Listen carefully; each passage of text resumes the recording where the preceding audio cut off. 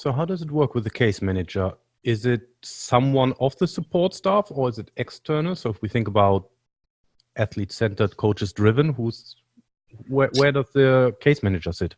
So in my instance, I've fulfilled that role with the athlete that I work with, but it can be, I think, anybody that's part of the support team or support structure.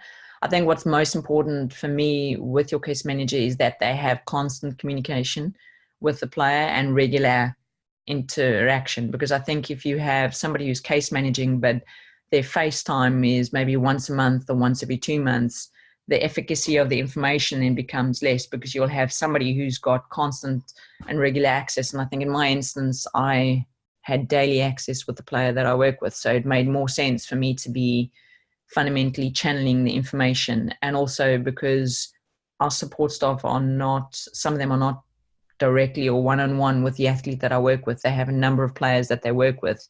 It was to make sure that they receive the information timelessly, they get the information when they want it, but also it fundamentally allows my practitioners or the other practitioners to make sure they can balance their load. They're not on call or on demand. So it just made sense from that perspective. So I think it can be anybody, but I think it needs to be somebody that has regular, consistent access with the athlete and somebody that is very in-house in their team. Okay, that's interesting. How does a typical training day in the life of an S&C coach in tennis look like? Wow. Okay. So I can honestly say that there is no typical S&C day. I think what I've learned is it depends versus if we're talking traveling on the road or we're talking at home training. So at home training, you're probably looking at getting at least 1 or 2 tennis sessions a day. So there'll be a couple of warm-ups prior to that. There'll be at least a physical session a day. Some days you might have a lighter day, which involves recovery. But there'll generally be at least 1 or 2 warm-ups and a recovery. And that would probably be your standard day, as well as, as I've mentioned, at times physical. And then on the road, it can really be anything because you at the whim of scheduling, you at the whim of weather, transport, access to facilities. And so fundamentally that brings a whole new ball game to it. And it's making sure that you're able to get the work done that you need to based around the restraints that you have based, if it's equipment, so you might not have access to a fully fledged gym, or you might not have access. The gym you have access to is a 45-minute drive away. So it's making sure you accommodate and account for those factors when you're in the environment. So generally when I go into any week, I do a recce, and I've gone to a number of weeks repeated times, and it's making sure the first day I spend talking to the organizers, finding out where the facilities are, what we have access to, what I can do that I need to work with my player, because I've also learned that although the one year the gym might be based at this gym, the next year they could have a different vendor that's providing that service and it's based across town. So it's making sure that the first day of my week, whenever I travel anywhere, I understand where my things are, what I need to get the job done. And then I try and work the best I can around weather and scheduling. Okay. How do you design a training program step by step? Okay. So again, this is a little bit of a challenge in the sport I work with because the off season, although it's not the shortest in any sport, it is a fairly long competitive season. So they can travel up to 40 weeks a year, which leaves very little time for physical development and recovery. So I generally start with the big training block, which tends to be at the end of the year. And that is a designated 5 to 6 week block that I look to try and push a lot of the physical development or baseline values that I want. And I work together with a coach in identifying kind of attributes that they want the player to be able to cope with on the court. And that will be my first big block. Then there'll be potentially a few weeks post Australian Open prior to clay court season, which I can ring fence. And again, there might be another couple of weeks post grass or after Wimbledon prior to the hard court swing, then I'll definitely get in the diary. And then I tend to look at the competition schedule. So if I'm lucky enough and I'm very fortunate to work with a player who has the ability to really identify her tournament structure fairly early on, but then she's also very diligent in kind of adhering to her schedule. So I don't have too many changes throughout the year. So once she's identified what she's playing, although there might be variation due to injury or illness, or, in terms of ranking, whether she needs to play an extra tournament or remove one from the schedule, fundamentally, I know what my tournament schedule is going to look like for the year. And then I try and put together pockets of time where I know I can potentially add another couple of training weeks. And then from that, I try and link up my blocks from a priority perspective. So the first block of the year is always trying to get the athlete. The athlete I work with, we train through the off season, because I've been a number of years working with them. We've learned the hard way that to take the full 3 weeks off means that my first 10 days to 2 weeks, she's either very sore, or I have to really temper the load that I'm doing. So she does a minimum kind of work throughout that time period, it just means I start from a better place, because she has to actually get through a large volume of work in 5 to 6 weeks. So it allows her to feel better in the beginning weeks, but it also allows me to start from a better place. And whatever key areas we identify in the testing, as well as in discussion with the coach and support team, because there will also be requirements from a physio perspective or from the doctor that are potential areas of interest that we need to explore. And we try and then build on that. So that becomes the main priority for the 5-6 weeks. We maintain it until kind of the end of the Australian Open, which is a 6-week time period. And then we look to reassess and reevaluate and constantly try and push forward those priorities that we've identified, but also making sure that we maintain the values that are baseline and kind of which have got us in a position to perform. So, and we reassess and redo it. So what I've tried to do is every time she's back in the building, we reassess those key attributes. And if we're ticking the box there, we look to push on. If we've kind of regressed, we look to spend a bit more time on those areas. And then, because I've been lucky enough to work with an athlete for now going on 5 years, every year I try and build on the platform. So we've had a master plan, so to speak, in terms of the approach that we've looked to take with her. So it's been a long-term view when I started with her of, okay, this is step one, and this is a year-long, focus area for us. But fundamentally, year 2, year 3, this is where we want to go, and this is what we want to explore. So if I've learned anything, because of the high competition schedule, you do need to temper your expectations on what is achievable from a physical perspective. And often, if I'm able to maintain values throughout the competitive year, especially into the back half of the year, I'm very happy, because you tend to get a dip if they're not maintaining those values throughout the year. Okay. Let's talk about your PhD. You've recently completed your PhD, and you looked at the effects of growth and maturation in elite tennis players. So can you talk us through what you did and what is the implication for the practice? So fundamentally, we did a couple of things. So initially, we wanted to determine whether we were selecting our players based on difference maturity. So for those that are listening, I'm not sure if they're aware, but you get players who proceed kind of bang on standard, and we call those on time or average maturers. So they go through peak height velocity for girls around 12, for boys at around 14, pick up muscle mass, 6 to 9 months later in terms of the girls, and the boys, they tend to have this accelerated muscle mass development post peak height velocity. Those that are ahead or behind, for those that are ahead, it occurs slightly earlier. So for girls, they can go into puberty as young as 10, 11 years and start to experience a progressive increase in height and then a progressive increase in weight. And for boys, again, this can happen up to a year to 2 years prior, depending on how advanced they are. And then delayed, it just happens later. But because of these differences at a time period when we were selecting individuals into high performance programs, these differences have physical impact on their development. So boys tend to, regardless of the training that they're experiencing, once they go through puberty, go through peak height velocity, along with the injection of hormonally infused, predominantly testosterone, they pick up, bigger muscle mass, they become stronger, faster, more powerful.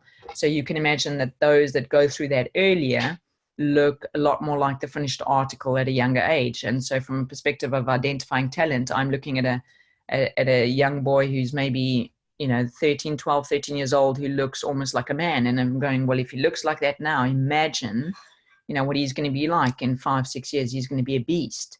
But fundamentally, it doesn't work like that, because those early maturers fundamentally have just gone through their growth spurt earlier, and they peter out. So although they get a higher peak and they get a greater muscle mass, they also then slow down in growth. And these late maturers who we've managed to maintain in the system, so if we've protected them and they've managed to, by developing a host of other skills, stay in the system, when they go through the peak height velocity and develop the same physical attributes, they tend to come out later with a greater host of skills. So they tend to not only then be physically strong, powerful, fast, but they tend to have greater tactical awareness, and they tend to have better mental capacity, because they've had to go through an incredibly tough time to stay within the system.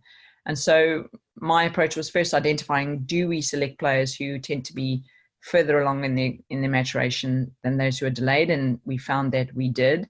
And then fundamentally it was, how do we, first of all, evaluate these players, but then also what do we do about, so to say, leveling the playing field, to making sure that we gain players within our system who are best prepared to perform at the elite level when the elite level comes. So I don't need a junior to perform extremely well at under 16. I want them to be an incredibly good senior player, because the whole point of junior development is exactly that. It's development, and you're going to win and you're going to lose.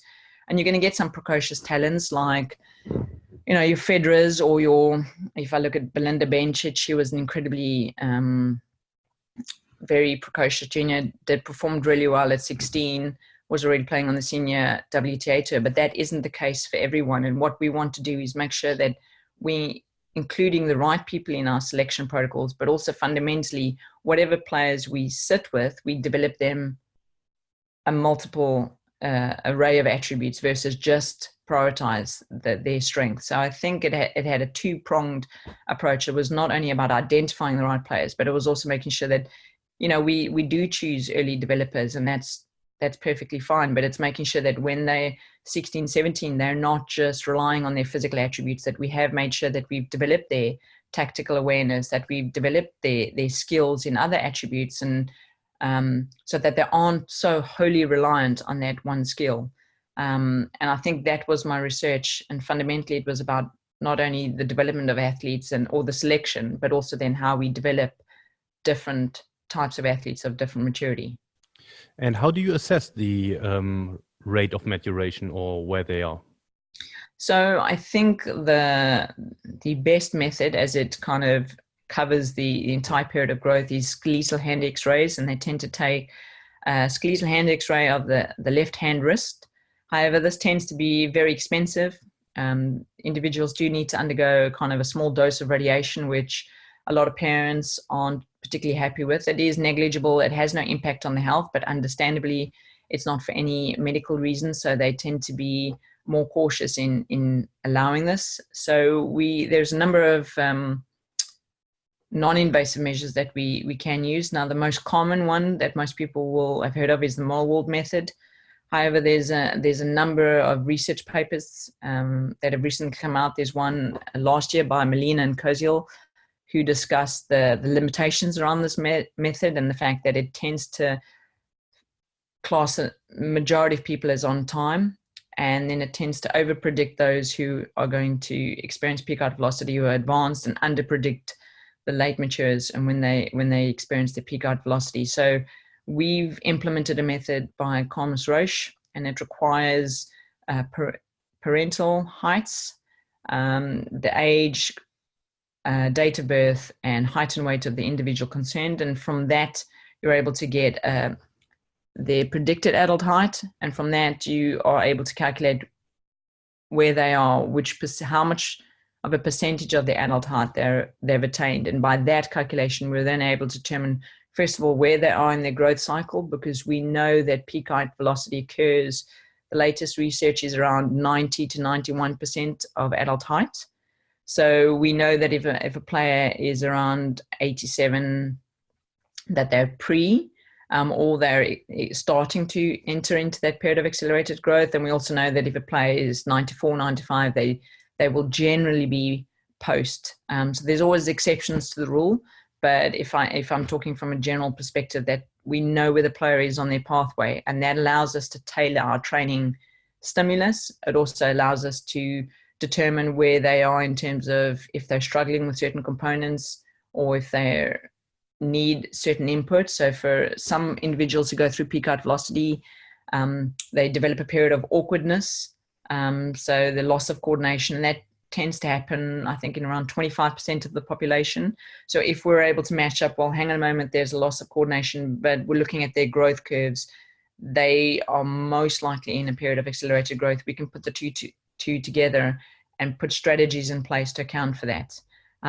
Also, when kids are going through a period of accelerated growth, they tend to be more at risk for injuries. And there's a lot of research coming out now that talks about how to protect an athlete through this time period. And I think the most difficult thing to manage is with those who are late in maturation. They tend to experience their growth, the accelerated period of growth, at around potentially 15, 16 if they're a boy, which is at the time period when most development programs increase their volume, or when they require greater demand from that athlete. And it's about educating coaches and practitioners that actually during this time period, you probably need to focus more on skill development and actually allow them to actually grow first prior to loading them up. And so I think there's certain nuances to how you then develop the athlete based on where they sit within their growth curve. And I think this is the real exciting part. There's a number of strategies coming out now. There's one in particular that's gaining traction, particularly in football, called biobanding, where they're grouping players according to the percentage of adult height attained. And from that perspective, they're trying to match players who are more likely of the same maturity status. So you don't get the big guy pushing the little guy over. You get the big guy playing against another big guy. And generally you will get also then the small or less mature players playing against similar peers. And as a result, they're able to showcase their skills better, which from a scouting perspective allows them or coaches to actually see their value within the team. And less players get lost in the process. Well, that's the hope. I think with anything, there's the hope and then there's the reality. I think they've started it. It appears to have gained. It's very popular. What is very pleasing is the athletes involved are much more aware of where they sit within the growth curve. And I think alongside any program that you implement, it's making sure that the athletes themselves are aware of where they sit, because if an early maturer understands that their physical capabilities are potentially transient, they might be more inclined to work on, actually, I need to spend a little bit more time developing my tactical abilities. So I know that now I serve the ball and I hit maybe one shot and I win the point, but I'm not going to be able to do this forever. And it's likewise, it's almost encouraging for the late maturer going, actually, I know you're now getting pushed off the ball, but you will learn certain attributes in terms of how to counter that.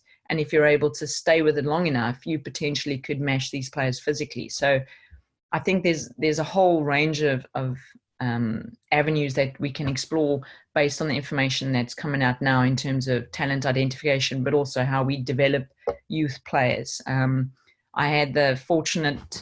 was recently at a conference and spoke to one of the sports science individuals at Ajax, and their system tailors perfectly to players of different maturity. And it's probably one of the reasons why they have such a high success rate of their youth football players going on to actually gain success on the senior stage. Do you want to nominate someone to be interviewed? So yes, I do. I've come up through a center in South Africa, High Performance Center, and one of the individuals that I worked alongside there, who's now head of their sports science, Shona Hendricks. I'd like to nominate her. I think working within the African system provides unique challenges in the area of sport, and she'd probably be best placed to provide a different perspective in terms of how to train and develop youth athletes. Oh, that's cool. Where can people find more about you? So I am on Twitter, so they can probably find me at my handle at Gill Myburgh. if they're looking for me. And yeah, drop me an email as well. I can provide the details to you, and they can get in touch if they want any information on anything I've discussed. Cool. Thanks a lot. Thanks, Christian. That was really good.